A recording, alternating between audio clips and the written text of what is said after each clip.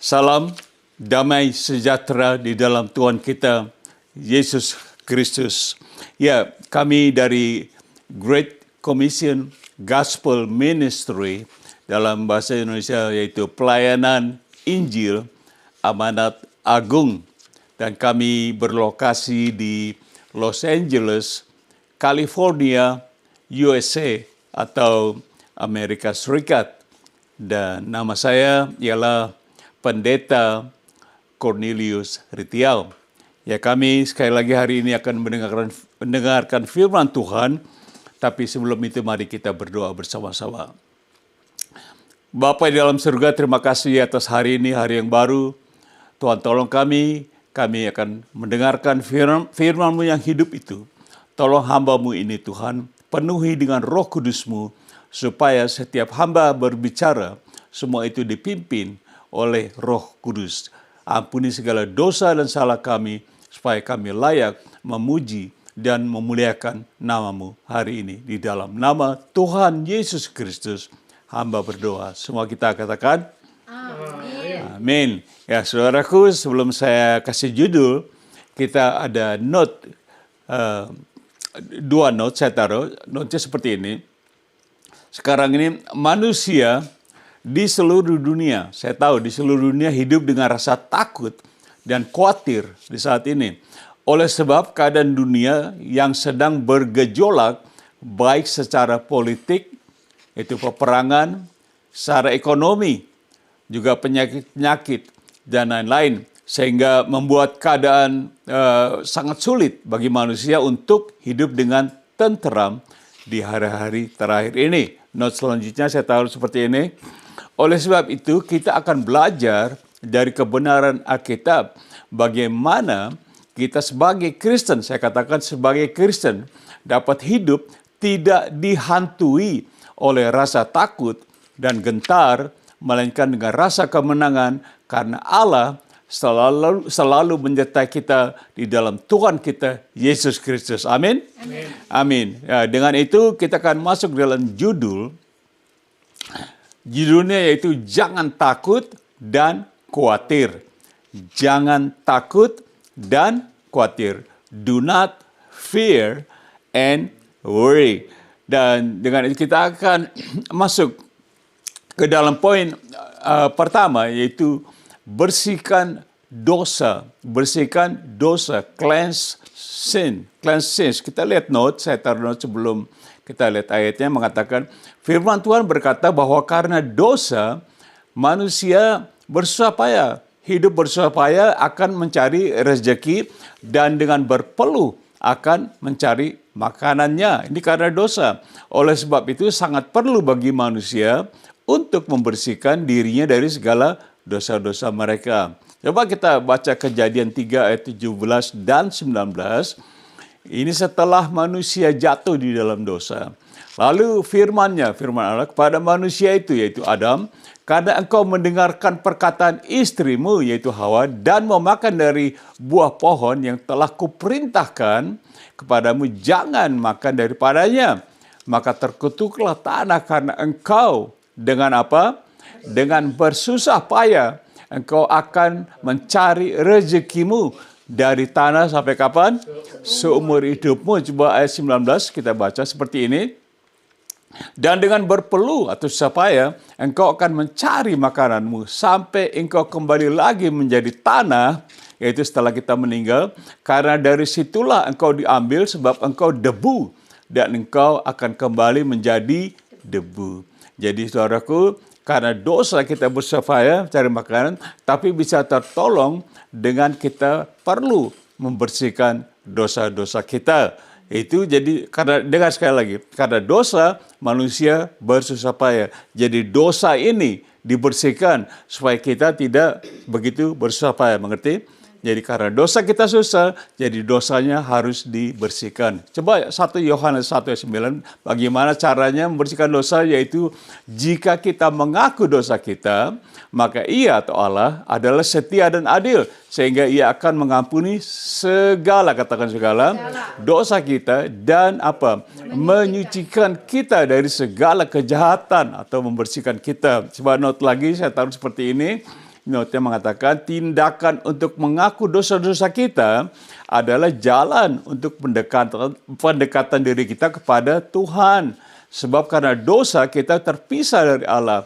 Jadi rendahkanlah diri kita di kaki Allah sambil mengaku dosa-dosa kita kepadanya. Ya, notnya lagi saya taruh seperti ini mengatakan, jadi sangat penting untuk kita hidup di dalam kekudusan supaya kita dapat melihat Allah dan kita dapat berjalan dan bergaul akrab dengan Tuhan. Coba ini penting sekali, saudara, harus bersih kita dari dosa supaya Tuhan dan kita bisa bergaul, bahkan ditolong kita dari segala kesulitan. Coba Ibrani 12 ayat 14 mengatakan ini soal kekudusan, sebab tanpa kekudusan tidak seorang pun akan melihat Allah, Tuhan atau Allah, yaitu susah, sangat sulit, yaitu melihat melalui iman kita, bukan dengan mata jasmani kita. Tidak ada kita bisa melihat Tuhan dengan mata jasmani, tapi dengan iman.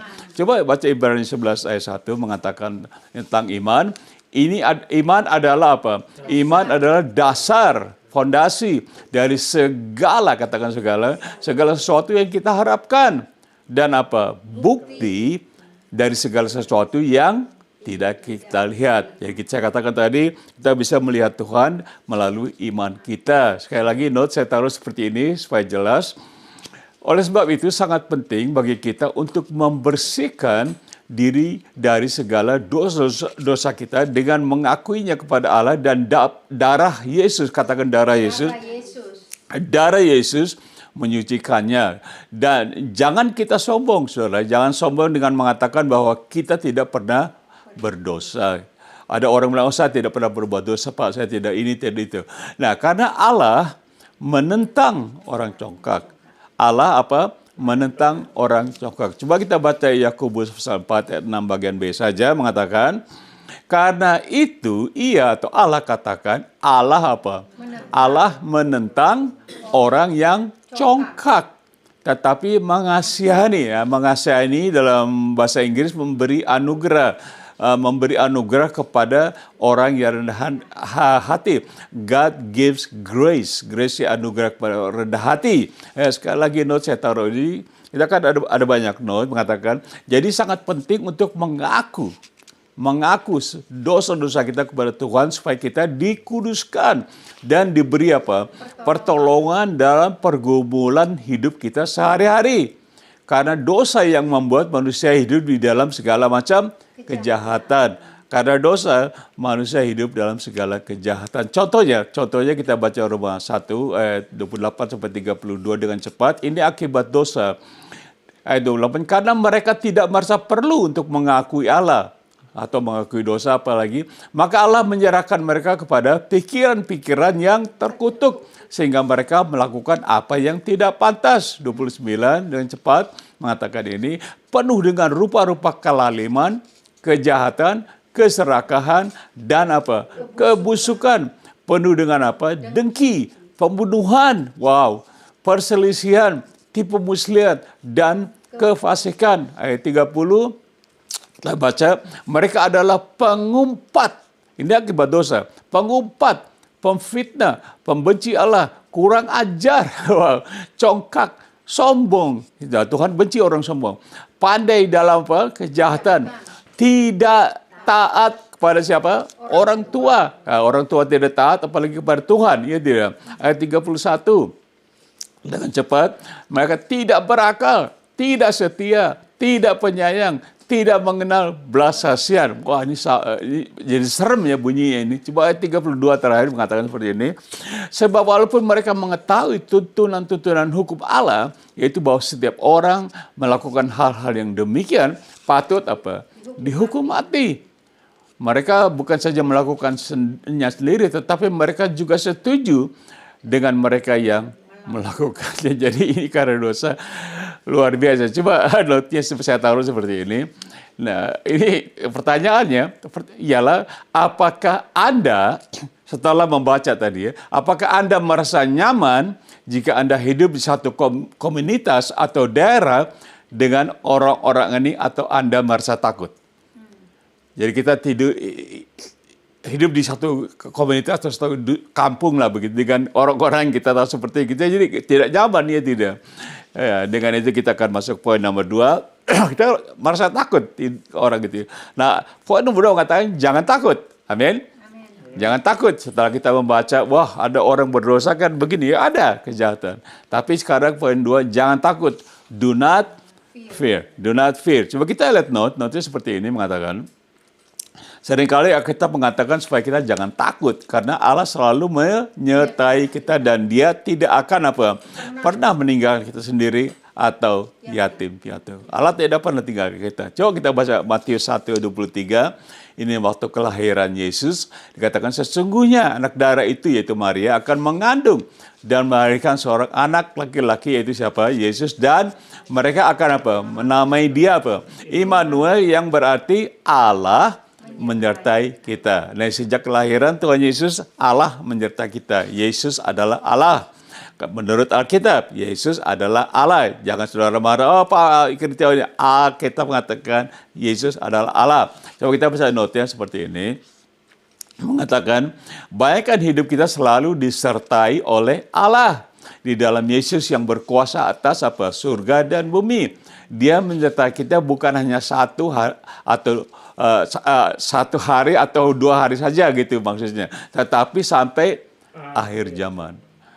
Dia menyertai kita sampai akhir zaman. Coba baca Matius 28:20. Tuhan Yesus berkata, dan ini Tuhan Yesus berjanji, dan ketahuilah aku itu Yesus menyertai kamu senantiasa sampai kapan? Sampai kepada akhir zaman. Jadi dari dia lahir, Allah menyertai kita sampai kita yang percaya disertai Tuhan sampai akhir zaman. Nah, walaupun kita hidup sampai akhir zaman, kalau kita hidup, Yesus akan selalu menyertai kita dan Dia tidak akan pernah meninggalkan kita. Amin. Saudara senang? Coba tepuk tangan dong buat Tuhan ini. Oke. Nah, Ibrani 13 ayat 5b mengatakan karena Allah telah berfirman atau berjanji, aku sekali-kali tidak akan membiarkan engkau, dan aku sekali-kali tidak akan meninggalkan aku. Senang nggak dengar itu, saudara? Amin. Ini Tuhan yang, bukan saya yang ngomong. Oke, note-nya seperti ini. Mengatakan, jadi Allah menyertai kita, maka kita akan hidup di dalam kemenangan. Karena dengan Allah selalu ada kemenangan, bukan ketakutan, betul? Ini tadi yang baru kita judul nomor 2 ini, jangan takut ya. Sebagai contoh, Daud tidak takut menghadapi Goliat, orang Filistin yang tingginya kira-kira 2,9 meter, hampir 3 meter, tinggi sekali, raksasa dia. Ya, coba kita baca 1 Samuel 17 ayat 43 sampai 46 kita baca, bukan sampai 35 sampai 46. Ya, orang Filistin itu atau Goliat yang tingginya kira-kira 2,9 meter berkata kepada Daud, terjadi Daud nih, anjingkah aku maka engkau mendatangi aku dengan tongkat? Dia menghina Daud nih. Lalu demi para allahnya orang Filistin itu mengutuki Daud karena Daud masih muda, masih kecil, masih imut-imut Daud nih. Coba 44 terus kita baca sampai 46, 44. Pula orang Filistin itu Goliat berkata kepada Daud, hadapilah aku maka aku akan memberikan dagingmu kepada burung-burung di udara dan kepada binatang-binatang di padang. 45 membaca gini. Tetapi Daud berkata kepada orang Filistin itu atau Goliat yang tingginya 2,9 meter itu, engkau mendatangi aku dengan pedang dan tombak dan lembing, tetapi aku mendatangi engkau dengan apa? Nama Tuhan. Aku datang engkau dengan apa? Dengan nama Tuhan semesta Allah, Allah dari segala bangsa Israel yang kau tantang ini. Jadi Daud datang bukan sendiri, kekuatan sendiri, dengan nama Tuhan. Ayat 46 yang terjadi. Hari ini juga Daud bilang, berbicara, Tuhan akan menyerahkan engkau ke dalam tanganku dan aku akan mengalahkan engkau. Amin. Aku akan mengalahkan engkau. Ini semut lawan gajah ini. Maka engkau dan memenggal kepalamu dari tubuhmu. Hari ini juga aku akan memberikan mayatmu dan mayat antara orang Filistin kepada burung-burung di udara dan kepada binatang-binatang liar supaya seluruh bumi, ini Daud yang berbicara, tahu bahwa Israel mempunyai Allah. Itu Allah, Ishak, Abraham dan Yakub. Jadi kita lihat di sini bahwa Daud nggak takut dia. Karena dia datang dengan Allah, dengan nama Allah. Dia tidak takut. Allah menyertai dia. Coba kita baca notnya, mengatakan seperti ini. Daud yang masih sangat muda, tetapi dia disertai oleh roh Allah. Artinya Daud datang untuk melawan Goliat dengan apa? Kuasa Allah. Ada kemenangan. Lalu oleh sebab itu Daud katakan bahwa dia datang dengan nama Allah. Artinya Allah yang berperang mewakili Daud. Dia tahu Allah yang berperang mewakili Daud. Amin. Ulangan 3 ayat 22 mengatakan seperti ini. Janganlah apa? Janganlah takut pada mereka. Sebab apa? Tuhan Allahmu, dialah yang berperang untukmu. Nah, kita berbicara soal jangan takut. Gitu. Coba notis mata seperti ini sekali lagi. Dia berkata, jadi apakah yang menjadi Goliat yaitu masalah-masalah yang besar ya Anda sedang hadapi saat ini? Apa yang menjadi Goliat di depan musuh kita, raksasa yang membuat Anda takut dalam saat ini juga? Apakah itu keuangan Anda, kesehatan, atau keluarga, anak-anak, usaha atau bisnis, atau manusia yang membuat Anda takut sekarang? Percayalah kepada Allah, penolong dan apa? Penyedia segala kebutuhan kita. Amin. Tepuk tangan dong buat Tuhan, dia baik. Jadi ini firman Tuhan tidak pernah bohong, saudara. Coba Bilangan 23 ayat 19 mengatakan seperti ini. Allah bukanlah manusia sehingga ia berdusta, bukan anak manusia sehingga ia menyesal. Masakan ia berfirman dan tidak melakukannya, atau berbicara dan tidak menepatinya. Amin. Itulah Allah kita yang kita percaya. Dia berjanji, dia lakukan. Kalau kita berjanji, kita lari dari janji. Roma 8 ayat 31 mengatakan seperti ini. 31b, jika Allah di pihak kita, siapakah yang melawan kita? Jadi yakinkanlah diri Anda bahwa Anda berada di pihak Allah, yaitu siapa? Yesus Kristus, dan bukan di pihak musuh atau dosa. Kita sudah belajar tadi apa yang dosa bisa lakukan ya. Ke Matius 12 ayat 30-an kita bisa baca seperti ini. Siapa tidak bersama atau di pihak aku, yaitu Yesus, ia melawan aku. Ini Tuhan Yesus berkata, He that is not with me is what? Against me. Bahasa Inggrisnya itu katakan Tuhan Yesus yang berbicara. Jadi make sure kita ini ada di pihak Tuhan Yesus. Saudara di pihak Tuhan Yesus. Jangan di pihak dosa, saudaraku. Kita bersihkan dosa kita. Coba notnya seperti ini mengatakan, yaitu, jadi sekali lagi saya ingin katakan, yaitu jangan sampai kita tidak bersama Yesus. Jangan sampai kita tidak bersama Yesus karena kita tidak ingin pada satu posisi yang melawan dia, Yesus. Sebab pasti kita akan hidup dengan segala rasa takut. Nah, kita berbicara bagaimana kita jangan takut. Ya, dengan contohnya bersama Yesus, Matius 8, 23-26 ini contoh mengatakan seperti ini. Lalu Yesus naik ke dalam perahu dan murid-muridnya pun mengikutinya, 23. 24, sekonyong-konyong mengamuklah angin ribut di danau itu sehingga perahu itu ditimbus atau ditimpa atau digoncangkan gelombang, tetapi Yesus tidur. Tapi Tuhan Yesus ada di situ di perahu tidur. 25 mengatakan, maka datanglah murid-muridnya membangunkan dia, Yesus, katanya, Tuhan, tolonglah. Ini di ombak gede-gede, jadi mesti kencang ngomongin, Tuhan, di ombak. Kita binasa.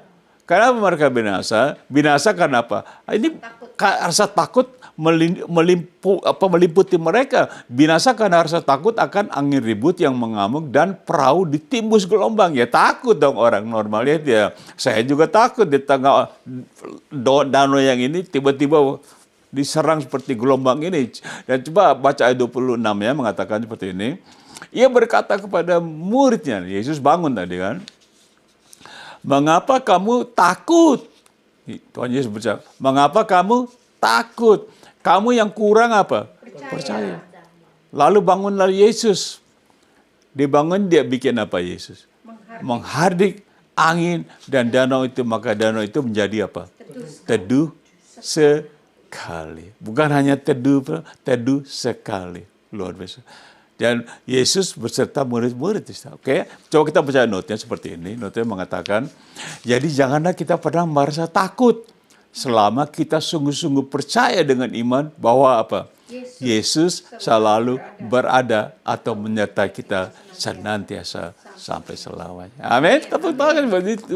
Tuhan berjanji Dia akan menyertai kita kalau saudara percaya kepada Tuhan Yesus. Amin. Dengan itu kita akan ke poin nomor 3, yaitu poin yang terakhir. Kita ada 3 poin hari ini, yaitu jangan khawatir.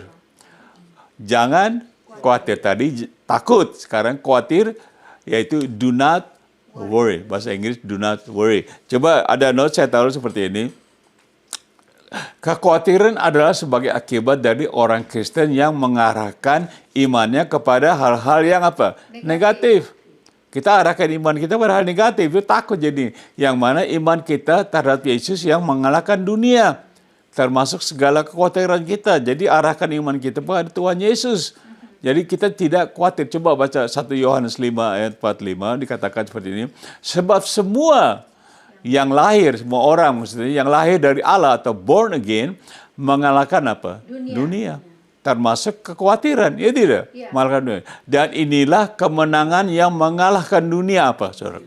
Iman kita. Jadi tetap percaya kepada Tuhan Yesus dengan iman kita. Iman terhadap Yesus, jangan iman terhadap masalah negatif. Jadi imannya jadi iman yang negatif begitu ya. Coba ayat 5-nya mengatakan seperti ini. Siapakah yang mengalahkan dunia dengan segala kekhawatiran, ketakutan dan sebagainya, selain daripada Dia yang percaya bahwa Yesus adalah apa? Anak Allah. Nah, ini ayat, perhatikan. Kalau saudara tidak percaya kepada Tuhan Yesus, biar bagaimanapun juga kita akan takut dan khawatir. Betul tidak? Betul. Jadi kalau kita tidak bersama Tuhan Yesus, tidak percaya dengan iman, kita dengan iman, kita tidak akan takut. Coba notis seperti saya tahu seperti ini. Notnya mengatakan, jadi inilah jalan untuk mengalahkan kekhawatiran kita, yaitu A, kita lahir dari Allah, betul tadi dikatakan, atau lahir baru, born again, yaitu menerima Yesus secara pribadi sebagai apa? Tuhan dan Juru Selamat. Itu lahir baru, kita lahir dari Allah. B-nya, percaya dan beriman kepada Yesus, anak Allah. Tadi kita baca ayatnya, amin. Kita percaya kepada Yesus, ini kita akan menang. Matius 6 ayat 25 mengatakan seperti ini, soal khawatir ini.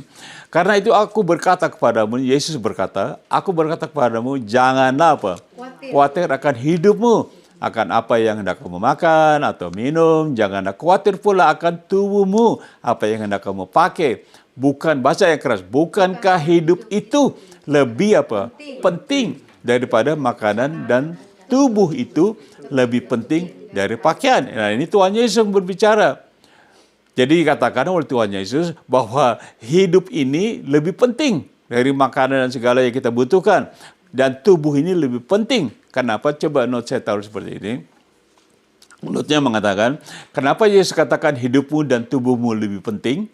Jawab, karena kita memakai hidup dan tubuh kita ini untuk apa? Memuliakan Allah. Ada firman mengatakan, muliakan Allah dengan tubuhmu, dengan hidupmu. Kita pakai. Dan kita tidak bisa memuliakan Allah dengan melalui apa?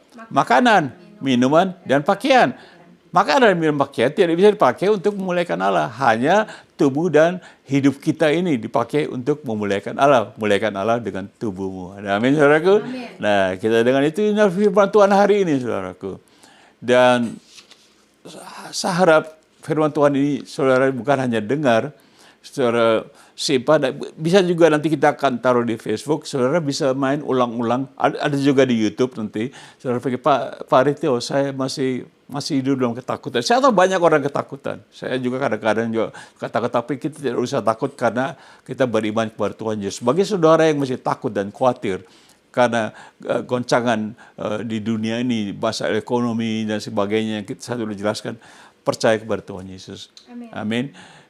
Kita ada dalam perahu yang terombang-ambing, tapi Tuhan Yesus ada di situ, dibilang tenang, semua tenang. Amin.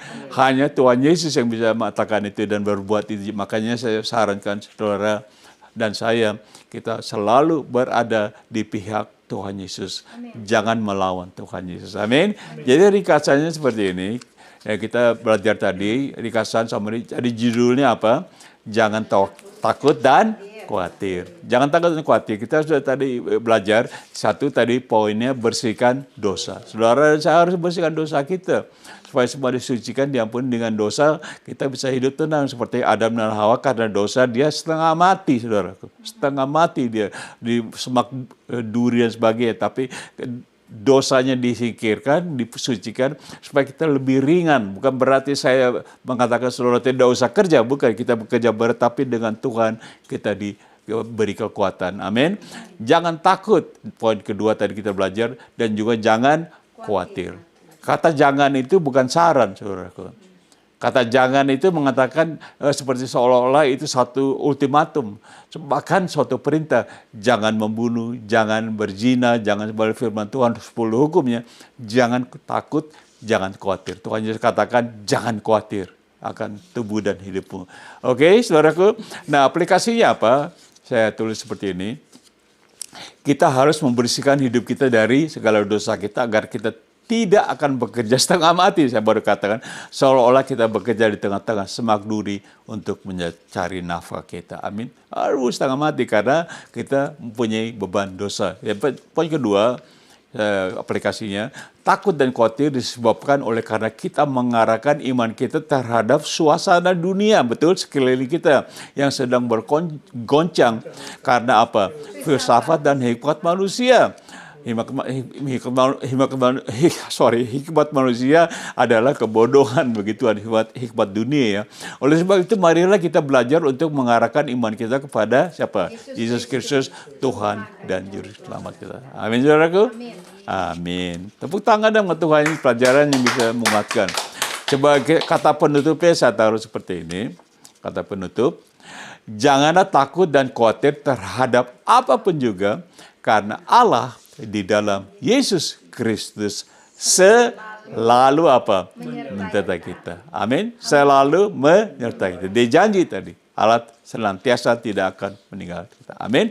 Mungkin saudara ada dalam keadaan sendiri. Saudara dan saya tidak tahu saudara ada di mana. Misalnya ada Pak Rito, saya lagi di tengah-tengah gelombang ini, ombak ini, mereka, financial saya begini, kesehatan saya, ekonomi dan sebagainya. Saudara, saya tahu mungkin, saya tidak menuduh. Saya hanya katakan mungkin, saudara dalam suasana seperti itu, kita akan berdoa. Amin? Amin. Saya akan doakan saudara. Tetapi saudara yang penting ulangi doa saya, oke? Katakan seperti itu. Tuhan Yesus, inilah saya. Pertama-tama, saya datang menyerahkan hidup saya dan segala dosa-dosa saya. Saya mengaku saya adalah orang yang berdosa. Ampuni saya dari segala dosa-dosa saya. Tuhan Yesus, rubahlah hidup saya. Bentuklah hidup saya menjadi sesuai dengan kehendak-Mu. Tuhan Yesus, tolong saya. Dan saya percaya dengan iman Tuhan sekarang berserta saya. Oleh sebab itu, saya tidak takut dan khawatir. Di dalam nama-Mu, saya telah berdoa. Amin. Ya, kalau saudara jujur berdoa itu, doa saudara pasti dijawab dengan iman. Dan saya akan menaikkan doa berkat. Mari kita semua arahkan hati kita kepada Allah sekali lagi. Angkat tangan kita. Dan saya akan berdoa, kiranya kasih Bapa yang sangat baik, kasih yang agape tidak pandang bulu, dan semua anugerah melalui Tuhan Yesus, Tuhan dan Juru Selamat penolong kita, dan kekuatan, kuasa atau persekutuan melalui Roh Kudus, yaitu Roh yang punya kuasa menyertai kita dari sekarang sampai selama-lamanya. Di dalam nama Tuhan Yesus. Semua katakan, amin. Amin. Terima kasih saudaraku. Itulah firman Tuhan hari ini. Dan saya berharap kita akan berjumpa kembali di waktu yang akan datang. Selamat, goodbye.